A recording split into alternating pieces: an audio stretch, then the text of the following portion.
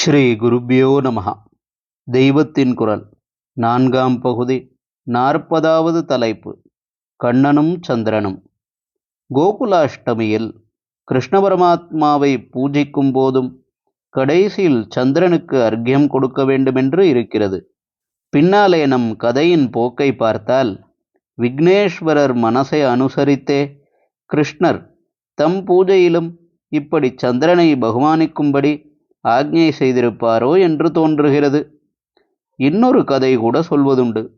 ராமர் சூரிய வம்சத்தில் அவதாரம் பண்ணி ரவிகுல திலகன், இனகுல திலகன் என்றெல்லாம் பேர் வாங்கினதை பார்த்து சந்திரனுக்கு துக்கமாக வந்ததாம். அவர்கிட்டே போய், என்னை மட்டும் அலட்சியப்படுத்தி விட்டீர்களே என்று அழுதானாம். உடனே அவர், அழாதே, உன் பேரை என் பேரோடேயே சேர்த்து கொண்டு விடுகிறேன். இனிமேலே என் பேர் ராமச்சந்திரன் தானென்று கெசட்டிலேயே போட்டுக்கொண்டு விடுகிறேன்.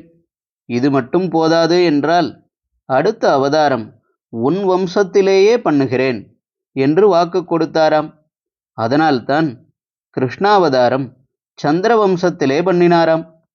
அதோடு கூட தமக்கு ஜனனோத்சவ பூஜை பண்ணும்போதே சந்திரனை நினைத்து அர்க்கியம் தர வேண்டும் என்று ஆக்ஞையிட்டு விட்டாராம். ஹரஹர சங்கர, ஜெய ஜெய சங்கர. தெய்வத்தின் குரல் மேலும் ஒலிக்கும்.